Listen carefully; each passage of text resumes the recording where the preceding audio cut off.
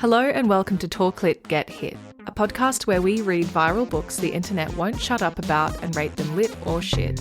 We're your hosts Bridget and Laura, lovers of sad girl fiction and tragic endings, fearers of smut, urban fantasy and the who did this to you trope. Join us as we pick apart all the books the internet loves and embark on a journey to figure out why. This episode, we're lacing up our ice skates and gliding into a book that promises to deliver a triple axel of storytelling. Romance, drama, and thriller in one. Part Daisy Jones and the Six, part Wuthering Heights. This month, for the book of the year, as voted by you, we're reading The Favourites by Layne Fargo. Bridget, hello, hello. Hello, hello. It's December. It's December. Oh Isn't it wild the way time moves? Just how fast the night changes. Everybody. Before we get too bogged down in reviewing the year that was, I think we need to remind ourselves that we're going to talk about that in our Talk Lit, Get Lit episode. True. You know we love reminiscing, but we're going to save all of that reminiscing about the year that was 2025 for our Talk Lit, Get Lit episode. But in the meantime, how has your month been? My month has been great. I have two things I want to get off my chest. Great. Set the tone. Assertive. Okay, first thing. Rexona Sexy Bouquet is that bitch. The spray? Yes. Yeah. Yes. Icy blast in your armpits. It is. Look, in a world of mediocre deodorants, in a world of, dare I say, and I'm sorry to say it, gem deodorant, let's wind it back. Yeah. Let's stick to the classics. Back because to basics. I truly believe Rexona mastered formula and fragrance in a perfect union with Rexona Sexy Bouquet. The name does not allude to the softness and sensuality of it. Every time I wear it, I'm like, God, I smell so good. Apparently, Sexy Bouquet parcels up the freshness of apricot and the fragrance of jasmine, lily of the valley, magnolia, and rose. Yum. I implore you, go out, get some. That is a sexy bouquet. Yeah, it is. See, I was going to say that I think that like one of the best deodorants is the Mum one. You know, Mum? But that doesn't have the aroma. No. It's a very bland, flat smell. I love that we've talked about toothpaste this year. Now we're on to deodorant. What's going to be next? I Like don't know. fungal rash cream or something? I mean, I've got one if you're interested. A rash and a cream. Gross. Okay, whatever. Moving on. Second thing I want to get off my chest. Yeah, what about it? I read with my finger. Gone are the days of feeling insecure about this. I get a little confused when I look at the words on the page. And yeah, sometimes I need a finger to help. Is it a crime? It does make you feel like you're doing something big. Underlining every sentence. Chasing the ancient texts. What made you turn down this path? It's funny you should ask, because I saw a TikTok that was saying that people that need to read with their finger at a grown age, yeah, it's an ick. They're dumb. Grow up.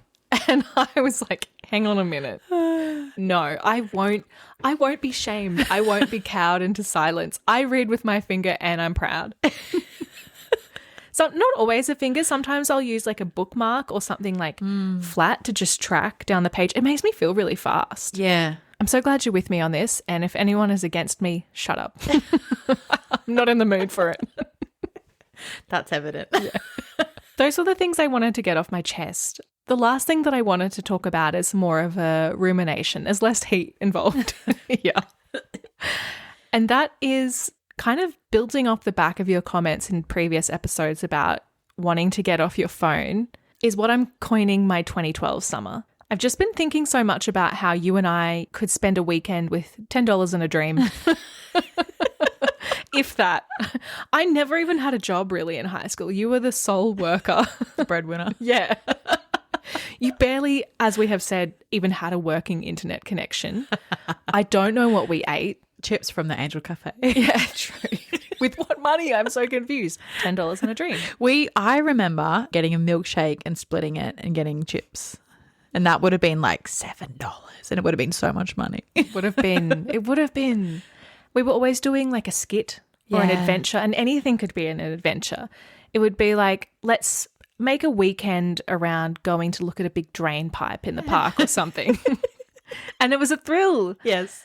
So I'm just looking to get off my phone, get maybe a little digital camera, just generally impose myself on society with my dreams and adventures, and just get back to my roots. Maybe one day what we should do is we should get our mums to drop us at Grand Central, and then we just spend the whole day walking around in Toowoomba and like go to the cupcake shop, go to JB Hi-Fi and just flick through every single record that's there, and then go to that skateboard coffee shop and like just do all these things.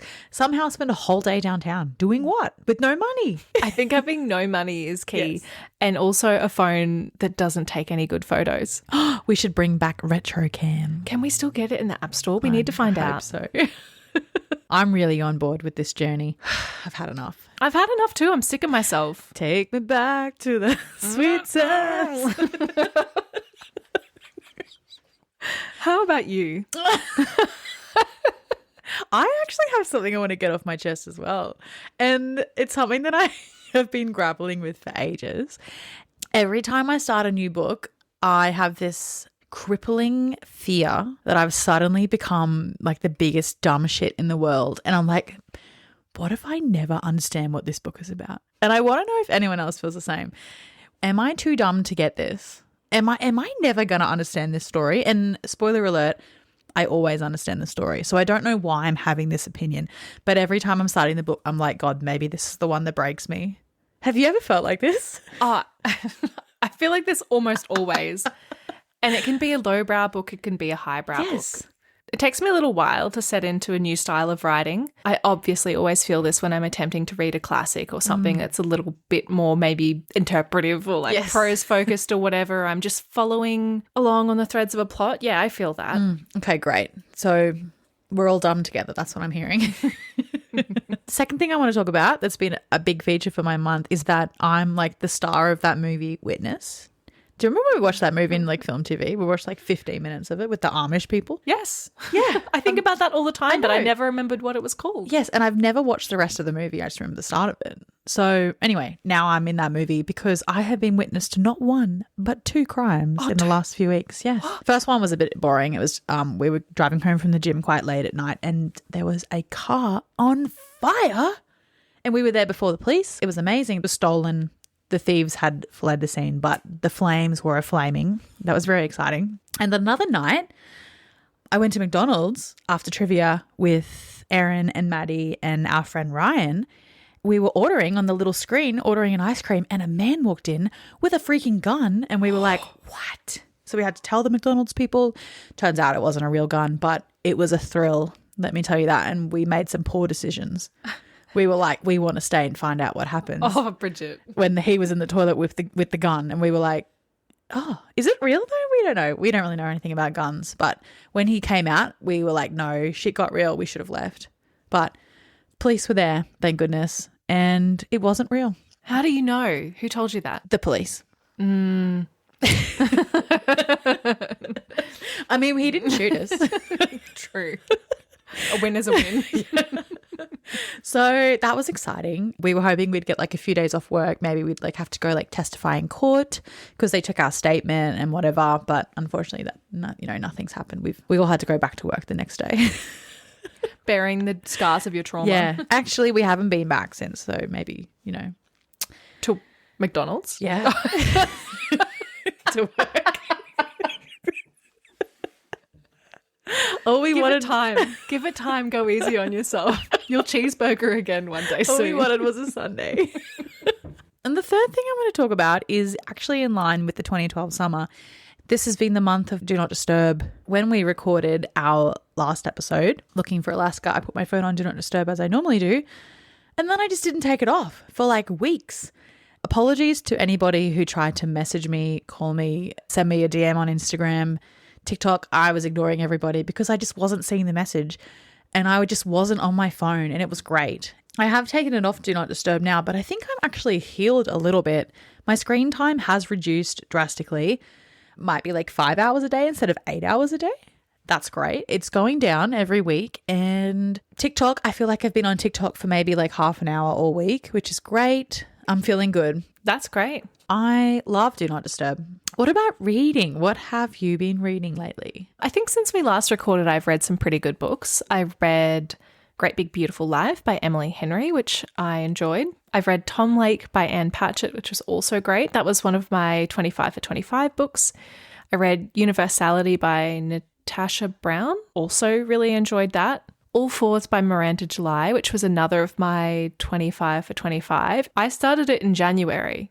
And then I thought I might just try it again as an audiobook. I actually found it pretty enjoyable overall. A lot of it was me thinking, yeah, okay, this is just like an American doing American stuff. And it didn't change my life. But that said, I did enjoy parts of it. I read Chosen Family by Madeline Gray. We're both big fans of Green Dot, and I think we both read Chosen Family. Really struggling to sum up how I feel about this one. I don't think I've ever found a protagonist more baffling, honestly. Like I just can't articulate how I felt. It pulled me in and it pushed me away every step of the way. I think I'd still recommend it, and I think because of the way it stuck with me, I would still say it was a great book. But yeah, I really don't know how to summarize my feelings. 2 books that I'm pleased to report I've finished since we last recorded are Catabasis. Bit of a waste of time, if I'm honest. I should have not believed. It was pretty boring, and it only got more boring. And as we've discussed, we both expected it to be not for us, and that expectation was fulfilled. It's still on the back burner for me, and I think I might just bite the bullet and DNF, because every time I think about finishing it, I'm like, oh. So I think that's a sign. Yeah. Which is unfortunate, but once again, we knew that it wasn't going to be for us. We did know that, and I will say I found this a relieving exercise, because I did sort of think that maybe I was just a mindless simp for R.F. Kuang, and I'm glad to feel that a crumb of critical thinking still lives in my body. And then lastly, I finally finished Betty by Tiffany McDaniel. Well done. Yeah. I've got to say it was another hard read. I'm not sure if I've attempted to describe what this book is about on the podcast before, but it's a sort of coming-of-age novel told from the perspective of Betty Carpenter, who's a young girl growing up in the 50s and 60s, born to a Cherokee father and a white mother. It spans a few decades in her family and follows the life of Betty and her siblings. And I've got to say, I suppose it's to be expected, but it was pretty harrowing. It's probably one of the hardest books I've read in terms of like the traumatic stuff that happens. I guess a comparison I would draw is A Little Life, but it didn't feel like Tiffany McDaniel hated these characters the way that upon reflection, it kind of feels like Hanya Yanagihara might have hated her characters. It was heart-wrenching. But it was phenomenal. So I'm glad to have finished it, but it was pretty hard at points. And I don't think I say that often, apart from that shitty podcast books. How about you? I had a run of really, really great books, and I think it's because I'm finally getting better at DNFing books. So I have been DNFing books left, right, and center, and it feels so good. The first one is a book that was recommended to me. It was There Are Rivers in the Sky by Elif Shafak, and this was amazing. I finished probably 90% of it in about 3 hours. It was great. It was sort of like Oliver Twist, but I feel like it's been too long since I've read it for me to like explain it in a smart way. But it was like 3 or 4 different timelines who were all connected by this like drop of water, like based on the theory that water has memory. It was like talking about like long ago civilizations, and it was talking about the London sewers in like the 1800s and the Yazidi people in Iraq and Turkey during the 2014 genocide. And then it was also talking about 2018 London, and all the stories just came together in such a magical way. And I was like, this book is so good, and I loved it. It was fantastic. So that was the first one. Second one was Flashlight by Susan Choi, which was part of my Booker Prize long list reading, and that was fantastic as well. It was very long, but I was very emotional when I finished it. I think every character was awful but like lovable at the same time. I read Loved One by Ayesha Mahara, which I think you read last time we recorded. Yeah, what'd you think? I really liked it. I didn't do the audiobook. I read it as a book, and I think that was good because I think you said something about the narrator putting that sort of peppy, American vibe to it. And I thought it was great. I thought it was quite sad and funny and reflective, all the things that I like. I read another Laura book, Lead Us Not by Abby Lay. Loved that so much. It hit for me in the way that I wished Chosen Family by Madeline Gray did. I thought they were quite similar, but unfortunately, this one was just way better. So much better. So good. Evenings and Weekends. Another Laura book. Another Laura book. I read another Laura book, One Day Everyone Will Have Always Been Against This by Omar El Akkad. That was incredible.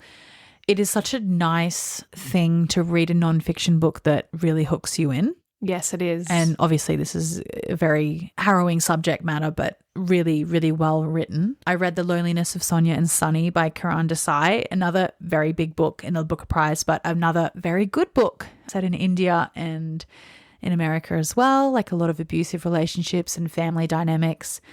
Really, really good, lovely cover as well. And another Laura book, In the Dream House by Carmen Maria Machado. Fantastic. I think she's one of my favorite authors. I've read 2 of her books now, loved both of them. Especially love the mention of Pokemon Go in the Dream House. I was like, she gets me. And lastly, I read Wuthering Heights by Emily Bronte in preparation for this episode. And I've read this now a few times and I've had a bit of a different experience every time. The first time I read it, loved it.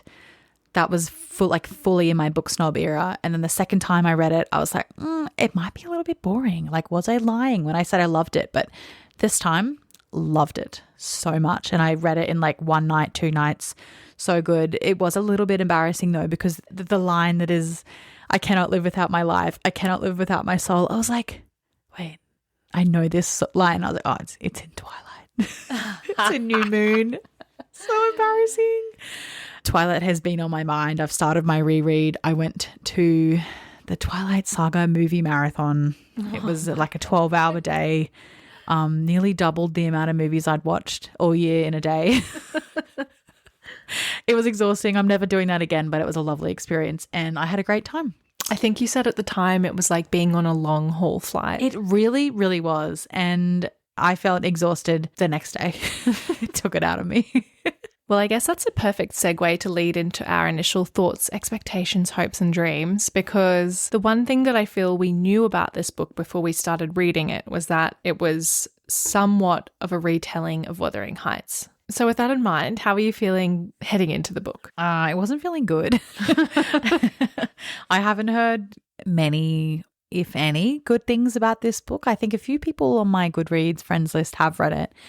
I think there was a comment about it being way too long.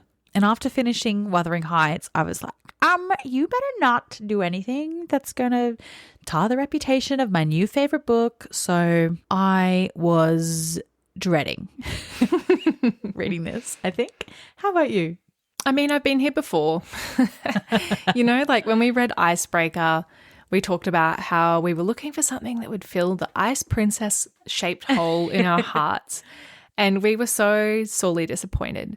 And so although I was really intrigued by the concept, I wasn't really that hopeful. I feel like so many inspired by books fall flat, with the caveat that there is Twilight. Yes. Which obviously delivers on all fronts. Yes. Another comparison that I kept seeing was that it was sort of inspired by Daisy Jones and the Six as well. And that's not a book that I enjoyed. So I was thinking, not looking forward to it once again. If you're looking for a spoiler-free episode on The Favourites by Layne Fargo, then you're skating on thin ice with this one. Your safest course of action is to subscribe to the show and come back when you've read the book. Content warnings for this episode include death, infidelity, physical abuse, and sexual themes. The whole world was obsessed with Kat and Heath. Childhood sweethearts turned Olympic champions, they captivated fans with their scorching chemistry, rebellious style, and rollercoaster relationship on and off the ice. Until that fateful day. As the world watched, the unthinkable happened. Everyone saw it. Nobody knows the truth. But that's about to change. Well, Bridget, based off your passion for Wuthering Heights, I think it's only fair that you share your thoughts first. How did you feel post-read? I think I might be a bit of a letdown with the passion in this part because I don't really know. I don't think that it was a retelling of Wuthering Heights, and I don't know if I liked it, but it was juicy. And at some points when I was listening to the audiobook, I was actually like, when things were revealed, but at the same time, I didn't really want to read it when I wasn't reading it, if that makes sense. Like I read a bit of it, left it for ages, and then I was like, well, I've got to finish this. So I don't know. I'm in two minds. I was quite bored, but I was entertained. I hated every character. Don't know. How about you? How did you feel about it? I think I'm right there with you. I thought this book was compulsively readable, and then it completely flatlined. And then the ending was so incomprehensibly stupid to me that it basically cancelled out any joy that I'd felt about the book prior. Yeah, and I think a lot of the like jaw-dropping plot twists, I was like, and? All of this is about this. The betrayals of like whatever he did in Russia just sort of went right over my head, and I was like, I don't care. What's the point? I don't understand. And like, as you said, the ending was so ridiculous, so stupid. And like, I've been seeing a lot of commentary, like when I've been doing my research about like how it's so feminist and like kick-ass women taking what they want and like not taking no for an answer, like all this shit. And I was like, did we read the same book? This is just like awful people being horrible to each other, which is Wuthering Heights. I'll give you that. There's no likable characters in that either. But I think, as Bella says in Twilight, their only redeemable qualities is their love for each other. And I did not see any evidence of love or chemistry or connection at all. So I don't know. It's such a weird story. Like, it's such a weird thing to think about. I don't have a fully formed opinion, and I tried so many times to write down my thoughts and nothing was coming out. Well, before we get too far into trying to figure it all out, let's take a minute to talk about Layne Fargo, the author. The first thing that I will say is that Layne Fargo's website is stunning. Have you had a look at it? No, I have not. I'm so excited. It's got some very beautiful fonts, really nice colours. It's quite like moody and gothic. There's some really like vampy, beautiful photos of her and like velvet and typewriters and all of that kind of thing. So big tick, cool website. I thought that you might enjoy taking a quiz. How well do you know Layne? Yes. I don't know her at all, but I love a quiz. I love any chance for academic validation. Okay, well, good luck. So, question 1. Written in the stars. Which star sign cocktail fuels Layne's writing? A. Gemini sun, Virgo rising, Pisces moon. B. Scorpio sun, Leo rising, Libra moon. Or C. Aries sun, Cancer rising, Aquarius moon. Is it any of this meaning anything to you? I would say about 50% of it. I'm like, yeah. How about you? Do you know much about astrology? No, only what CoStar tells me. To be honest, I don't know much about the sun, rising, moon things, but I know people that are Geminis, and I know people that are Virgos, and I know people that are Pisces, and I know people that are Cancers. I know mine. I'm a Virgo sun, Aquarius moon, Aries rising, whatever that means. But I will say that every time I look at CoStar, I feel extremely validated. So I believe. How do they know? Okay, so I think she's C, Aries sun, Cancer rising, and Aquarius moon. Let's find out together. Oh, wrong. Answer A. Gemini sun, Virgo rising, Pisces moon. Wow. The trifecta of chaos, perfectionism, and daydreams. Explains a lot, right? So is that her star sign, or is that just her writing star sign? Because I don't know if that's really a thing, Layne. I'm thinking it's her star sign and it is what fuels her writing. Okay, I hope so, because otherwise that's dumb. Yeah. It's triple made up. Okay, I'm going to read out the second one for us. Number 2 is literary obsessions. Which of these novels is not on Layne's list of all-time favourites? Is it A, Station 11, B, Wuthering Heights, and C, Sharp Objects? I know that some of her previous books are thrillers, so I'm thinking Sharp Objects is probably one of her favourites because it's kind of that girl. Yeah. Maybe A, Station 11? When I was doing my research, I didn't see her say that like Wuthering Heights was, a favorite of hers or anything like that. But It could be a red herring. yeah, it is a bit crazy that she'd write a whole retell of it and not, I don't know. Could explain some things. Okay, I think I'll agree with you, Station 11. Let's see. Oh my God, it's Sharp Objects. Oh, that was the red herring. Yeah, it says correct, though she's 100% a gone girl girly. # Team Amy forever. Okay, whatever. Shut up, Layne. Okay, so next question, burlesque beginnings. What unusual skill did Layne learn while researching her master's thesis? A, sword swallowing, B, fire breathing, or C, tassel twirling? I think I know this. I think it's C, tassel twirling. I think you're right. Yes, tassel twirling. Academic research has never been so fabulous. Amazing. Number 4 is lipstick and literature. What quirky blog project did Layne once run? A, pairing cocktails with book chapters. B, pairing lipstick shades with book covers. Or C, pairing playlists with author interviews. Every photo I've seen of her, she's wearing great lipstick. Yeah. It seems to be a staple of her personality. Cocktails. But as we know in the book, there's lots of mentions to playlists. I think it's B. It is B. Wow, 50% so far. Lipstick and literature. The ultimate feminine power couple. So true. Girls can't read unless they look pretty. Girl boss your way to literacy. Okay, number 5, marked by stories. How many tattoos does Layne have? A, 3, B, 9, or C, 13? C? There seems to be a lot, and they're like, some of them are quite small. And why else are you mentioning it? I know. I don't know. I do normally go for the middle one. Same. Let's go C. No. It was the middle one. B. 9 pieces of inked up storytelling, including a memento mori to mark the big 4-0. What is that? Do you know what that is? Turning 40? Memento mori? Oh, I don't know.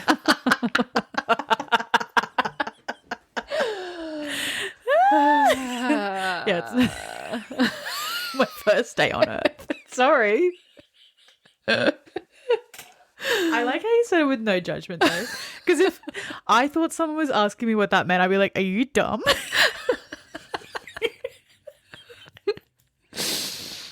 I'm going to Google memento mori. Artistic symbol to remind us of the inevitability of death. Right. Okay. Probably could have guessed that if I just thought about it for a little bit longer. Well, okay, we've all learnt something today. What did we get? We got 1, 2, 3. We got 3 out of 5. That's pretty good. That is pretty good, especially given that, as far as I'm concerned, I know nothing about Layne Fargo. Yes. So good guesses. Well done, us. Also from her stunning website is this tidbit that comes from her bio. It says, Layne Fargo writes deliciously dramatic, unapologetically feminist fiction for women who refuse to play by the rules. She has a background in theatre, women's studies and library science. Before publishing best-selling novels, Layne wrote her master's thesis on neo-burlesque and the female gaze, research that involved a full pin-up photo shoot and learning to twirl tassels, as we discovered recently. I read an interview on a Substack called Kingdom of Isolation. There was an interview published on the 15th of November, 2025, and the interviewer asked her how much did her background in academia and doing her master's help in conducting the research that would have shaped her writing of The Favourites. And she replied and said, it helped a lot. And also I just love to research.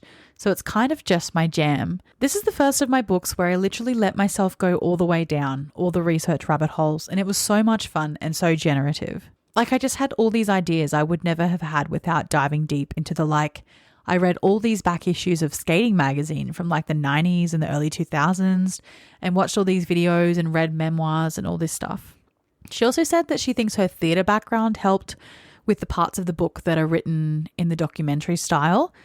And she's done some playwriting in college before, which helped her. And she really tried to make sure each character in those parts of the book had a different voice And so even if you weren't listening to the audiobook, you would be able to instantly recognize which character was giving that part of the interview. I read this book sort of dipping in and out of both the book and the audiobook, and I think the audiobook was fantastic. Did you listen to much of the audiobook? I did, and I agree. And I think if her intention was to give them clear voices, whether it's on the page or in the audiobook, then I would say she was very successful. Yes, I agree. I was thinking about this last night as well, because it's quite funny how outspoken I have been about how much I dislike Daisy Jones and the Six. And I think a big part of why I disliked that book was the format. I didn't find that the story had any depth, but this take of the format I really, really enjoyed.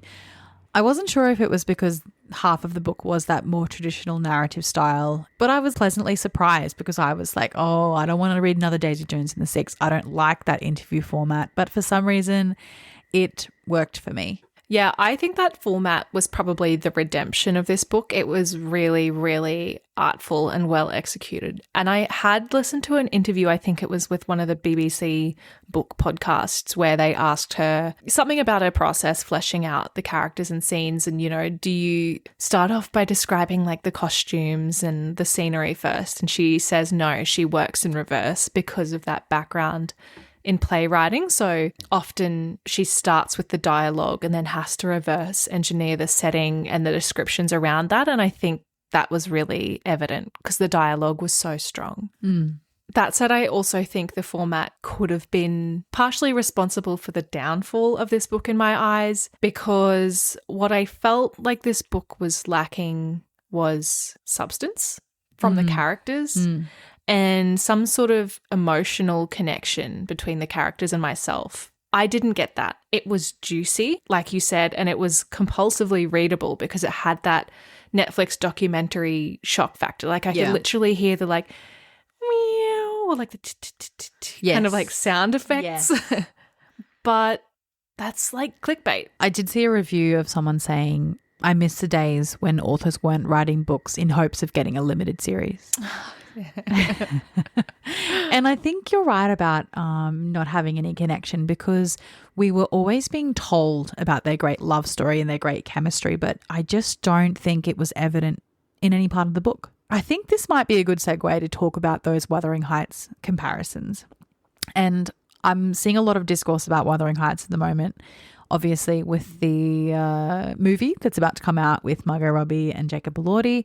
People are confused by this book being marketed as a romance, and I think a lot of people are also confused about the marketing of the movie Wuthering Heights, and it says the greatest love story ever made or something like that. And I don't know if that's true for either one. I don't know if we should call either one of these books a love story.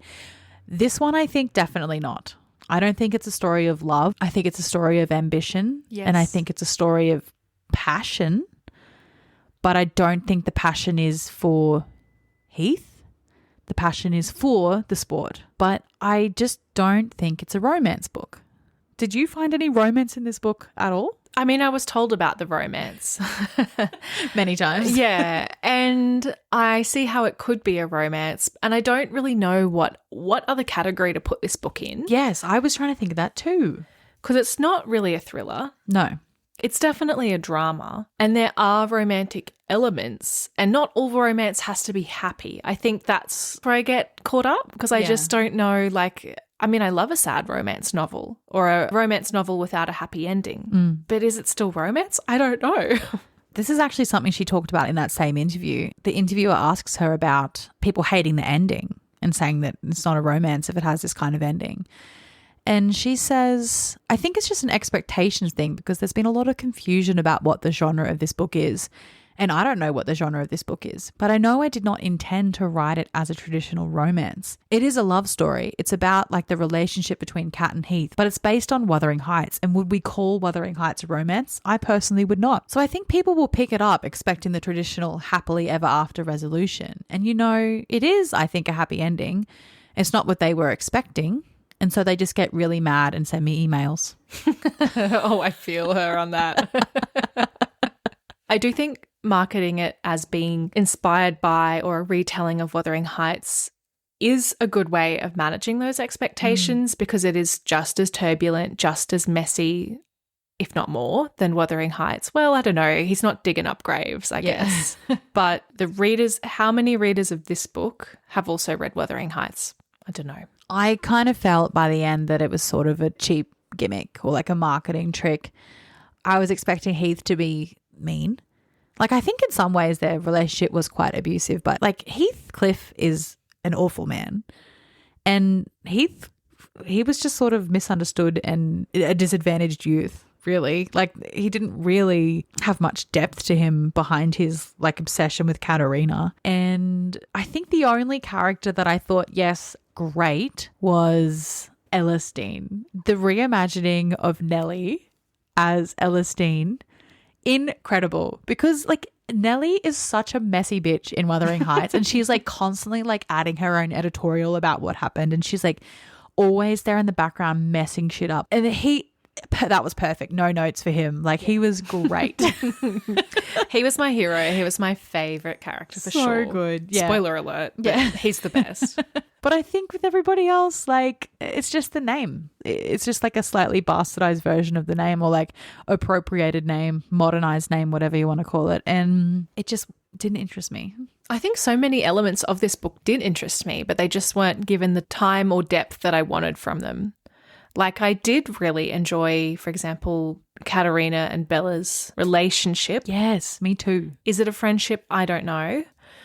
But we're told they're friends. We don't really see that they're friends. They have this really fantastic sense of competition and drive and shared ambition between the two of them, which I actually think is more interesting than any of the romance stuff with Heath. Me too. Yeah. Because like that is Katerina's driving force, this whole novel. And everything is secondary to her love for ice skating. But it just felt so flat. It just felt so empty at the end of it all. And that was frustrating. I sort of wondered if she almost shackled herself into writing a substandard story by trying to fit this Wuthering Heights mold. Because there were so many other things like corruption and sabotage in the sport, or the Russian characters that were really interesting and like based a little bit more in reality that I would have liked to know more about. But obviously that doesn't happen in Wuthering Heights, so we didn't get to see much of it. It's funny that you say that about her like pigeonholing herself with the Wuthering Heights retell, because she's also said in that same interview that a friend of hers tweeted her during the Olympics and said, you should write a book about murderous gay ice dancers. And I was like, I should. So I kind of just started thinking about it, and they didn't really end up being murderous or gay exactly, but that got me thinking about that world and that it could be a good setting for the book. And actually the two projects it was a thriller set in the ice dance world and then sort of a modern gothic romance. But the Wuthering Heights thing, that came in later, and that was what actually gave me the idea to match them together, because I saw how some of the themes and character archetypes in Wuthering Heights matched weirdly well with figure skating. So that's so interesting, because I really thought that she would have set out to do a Wuthering Heights retell. This is by her own design, I guess, like being sort of stuck in this cage. Lock me up. Yeah. I'm not quite clear on what ice dancing is, and I don't know what the difference between ice dancing and figure skating is, because in my mind it was just figure skating. Is that wrong? Can you enlighten me on this? Well, I was just as confused as you, but apparently, yes, they are different things. So I actually have an article that's from the official Olympics website, and it says, what's the difference between pair skating and ice dancing? For inexperienced spectators, rude, the figure skating disciplines of pair skating and ice dancing may seem exactly the same, but if you look closely, you'll notice key differences in several elements of each. I doubt I will. You just said I was dumb. So you overestimate me. First key difference, clothing. Oh. Apparently, female ice dancers can wear trousers. In ice dancing, the competitors can barely jump. So that's a figure skating kind of thing. It would help if we knew about figure skating. Yeah. Other elements prohibited in ice dancing are throw jumps,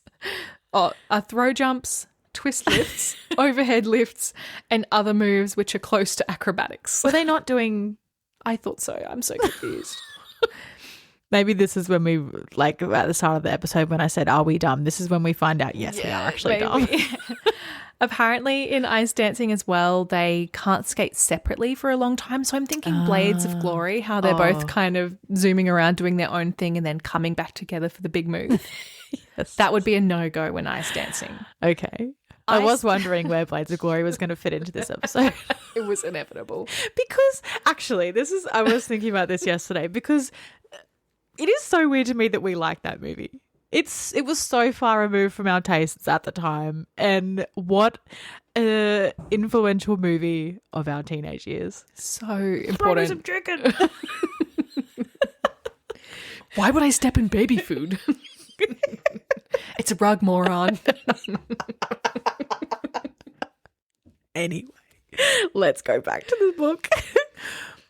A key element of ice dancing is the twizzle, which is a travelling turn on one foot with one or more rotations, which is quickly rotated with a continuous action. Honestly, this is like a bunch of verbs that mean nothing. I think this is quite indicative of how interested or like the lack of interest I had in this book overall, because it's like, 500 pages.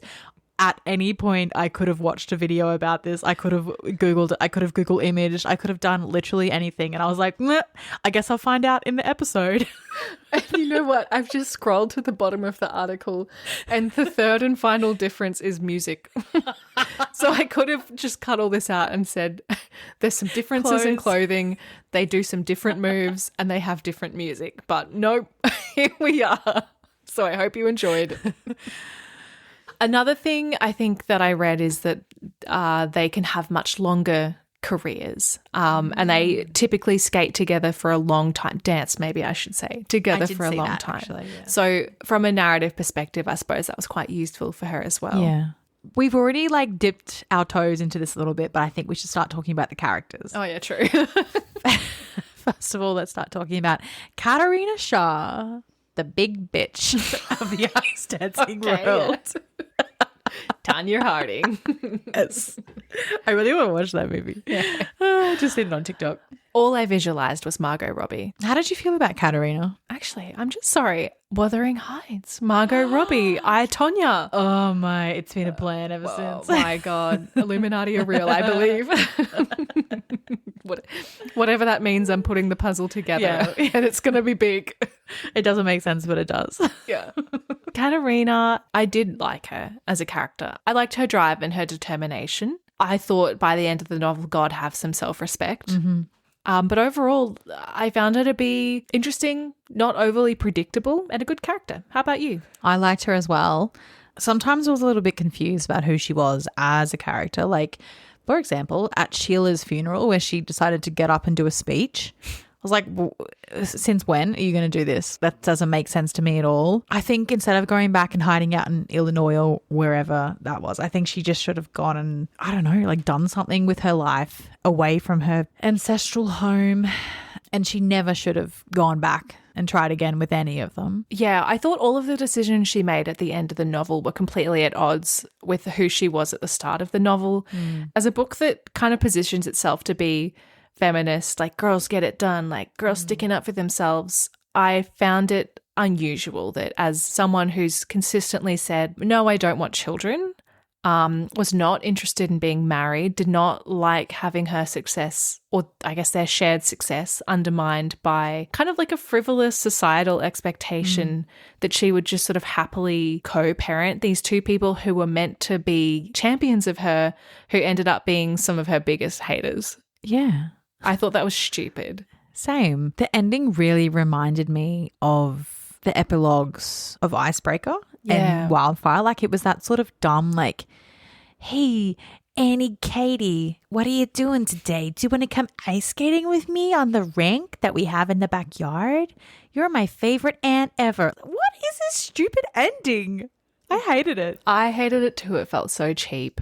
I don't buy that Bella Lynn would be having a baby at this point in her career. Like she's about to maybe get a gold medal. Like she's discovered that her passion is coaching. And I just don't buy that she would be like one, having unprotected sex during this time. And I don't think she would even lose focus for a second to think about having sex. Katarina said like she had never witnessed Bella do anything like that. I don't know why this would happen at this point. And then I don't know why they would all be together in this weird like throuple situation. I didn't understand any of Bella's motivations for anything related to Heath. I don't understand what he gave her that she needed, and I don't understand what possibly could have motivated her to feel that she wanted that revenge. I mean, I guess there's that element again of competition and rivalry, but like you said, she seemed so disinterested in all of that. And so if it was just sabotage alone, it seems like the joke stretched on a little bit too far. I guess we've sort of moved on to talking about Bella. But Heath, I think we've said a few things about him already. I was disappointed with his characterization. I wanted him to be actually mean or interesting. Yeah. I found the big reveal when we found out his big betrayal was like a non-issue. It was so underwhelming. Where did you think he got good at ice skating? Well, he wasn't just like working at Walmart or something. Like obviously he was training with somebody. The whole thing with how he had those scars on his back and who tortured you and what happened. And then it just ended up that he got pushed out a window by someone who had not really featured in the novel at any point until then, really. I just sort of thought there would be some more like torture or abuse or darkness to that storyline. Not to say that it's okay to get pushed out of a window, but it fell so flat. I did not care one bit. No, and he should have died. He should have died. Yes, he should have died. At least at the end when he had his heart attack. Oh my God, I forgot that happened. But I think there were multiple points in the story where somebody should have died. Like the pivotal moment in Wuthering Heights is Cathy's death. Like that's the haunting of the narrative for the rest of the story. The whole time I was just gunning for someone to die. And no one did. Except for the brother. Rip. And I thought maybe she was trying to subvert expectations at points like that because we expect Cathy to die or we expect them to not have a happily ever after. But it didn't make the story better to do that, I'm afraid to say. No. And I think trying to subvert those expectations was to the detriment of a logical narrative arc. Like the brother, what was the point of him? What a hollow, boring archetype of a character. Like so boring. Beat for beat could have told you what was happening with that man. I think Garrett is the only time that I've thought a character shouldn't be gay. If we're going to have a messy book, make it more messy. Let them all kiss. Maybe not the siblings. I mean, it would be messy. That's true. I feel like such a normie, but I really wanted Garrett and Kat to get together as revenge. Yes. And then when they didn't, I was like, okay, she's got principles. Yeah. You know what? I really like that about her. But then his character went off to do nothing and her character went off to perform some character assassination. Yeah. And it just felt shit. He was so boring. I mean, happy for him, studying psychology, blah, blah, blah. But a wet sock. Is that the term? It's the technical term, yeah. Boring. I mean, I like him because he's nice, but principled, but boring. This is something that we've talked about often in these sort of modern contemporary books, but I hate the inclusion of modern artists. I hate playlists. I hate when we hear what people are listening to on their iPods. And Heath was the worst one in this book, I think, for me. Like all the time he was listening to some song. I don't think it adds anything to the story. I think it's cheap.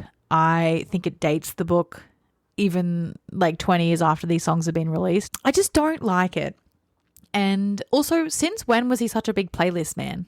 Like, why was he always making people playlists? If that was going to be an important thing about his character or to his character, then do something with it. Like, what does music mean to him? Yeah. You know, like maybe that was his salvation or something. Yeah. But he became like the choreographer or whatever at the end of the book, but the link between the two things was never quite clear. Because he didn't even like ice skating. No. I don't get it. And did he even choreograph the dancers when they were young? Didn't they do it together? Or did the coach do it? I thought the coach did it. Oh, I don't know. There's just so many things. And I mean, your book, you have some bonus content in the book and you have a playlist in the back, and there's so many songs in that playlist. It's long. Do you want me to count them up? I think so. There are playlists for each 6 sections of the book. I would say the smallest section has about 20 songs. The largest would have 50, I want to say, if not more. Songs in bold are mentioned in the book. One that's jumping out is Mumbo Number 5.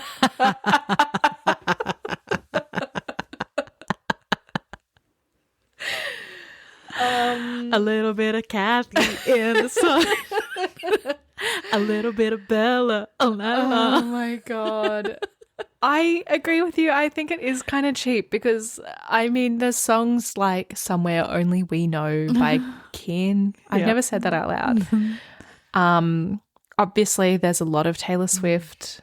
We've got Wicked Game. And I think with the recency of this book as well, it was published at the start of the year, 2025. Some of these are also like a little bit trending on TikTok. Yes. Well, the inclusion of the Taylor Swift thing is purely a publicity ploy because the things that she says about the songs are wrong. She called The Last Time a bop.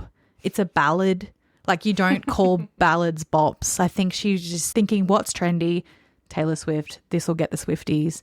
And I speak for everybody, Swifties, people that hate Taylor Swift, just stop mentioning Taylor Swift in your books. Please. It's so painful. And it's genuinely never made any of those pieces of media better. And I think before we've talked about this and we've said like bonus materials are a waste of space, honestly, but playlists, if they're on the author's website and it's like, this is what I listen to, that's fine, whatever. I think it shouldn't have a place in the book. Yeah, I don't like bonus content. I think it speaks to a real lack of confidence in both your product and in your reader.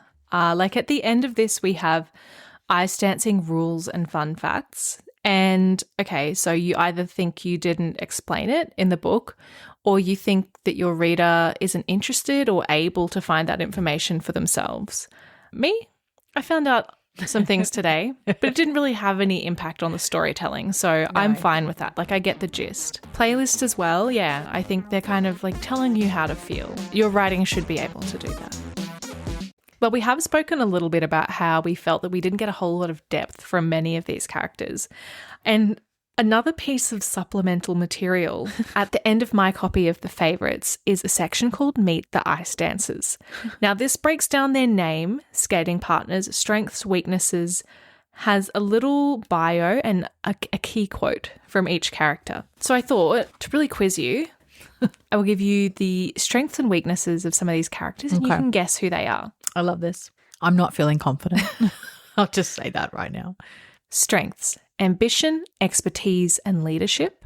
Weaknesses: ruthlessness, high expectations, emotional distance. I mean, it could be Katerina, it could be Bella, it could be Sheila, but I think it's Sheila. It is Sheila. Oh, phew. She says, yes, I do consider myself a role model. Wait, is this written in the perspective of Sheila giving the quiz about herself? No, it's just the quote, thank God. Oh, okay. Yeah. She says, yes, I do consider myself a role model for all American women. Oh, yes, I remember that.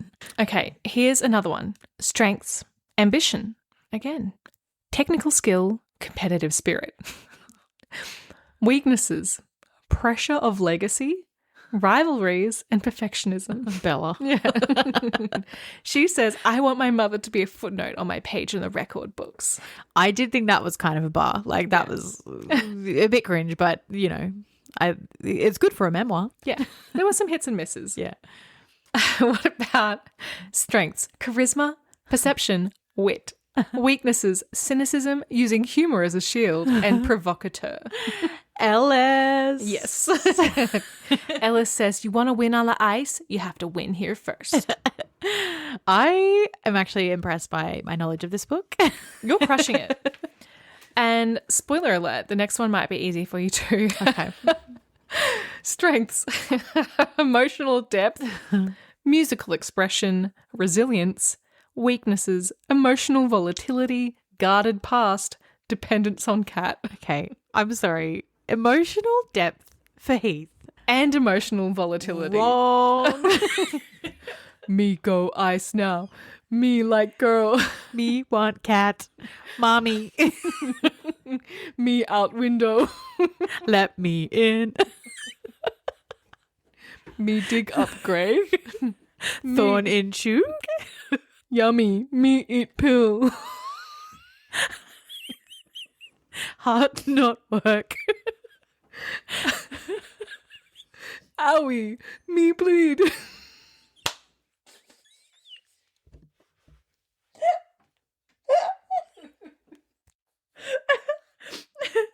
Baby mine.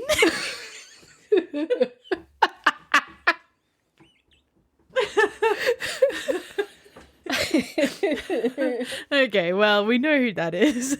Heath. Yes. He says, Katerina, you're my home. Well, while we're here, let's do one last one. We have strengths, fierce determination, bold independence, and artistic expression. We have weaknesses, rebellious nature, emotional turbulence, and intense rivalries. Is it Cat? Yes. I was like, have I said her already? She says, call me what you want. I don't give a damn anymore. My story is mine, and I'll tell it the same way I skated.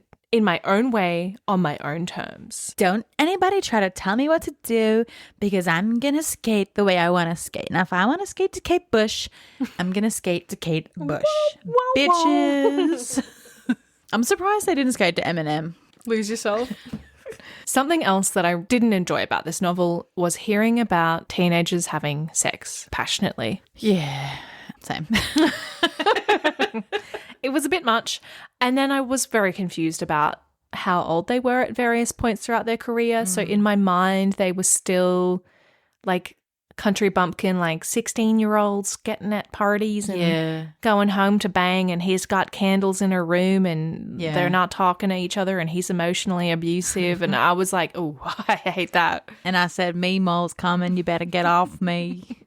I thought they were like that couple at school who, you know, like on free dress days, they'd wear like boot cut blue jeans with like a rodeo belt, you know, like a Bisley work shirt or something, like bright pink for the girl and like blue for the boy. And then when they are together, like they're always like hugging and they're always like nestling sitting in each other and like on the ground, facing each other, legs hooked over the top and heads resting. Yeah, that was the vibe. And as everyone knows, that is an awful couple to be around. So I kind of love that everyone hated them. Everyone was like, we were sick of their shit. Yeah. Because you would be sick of their shit.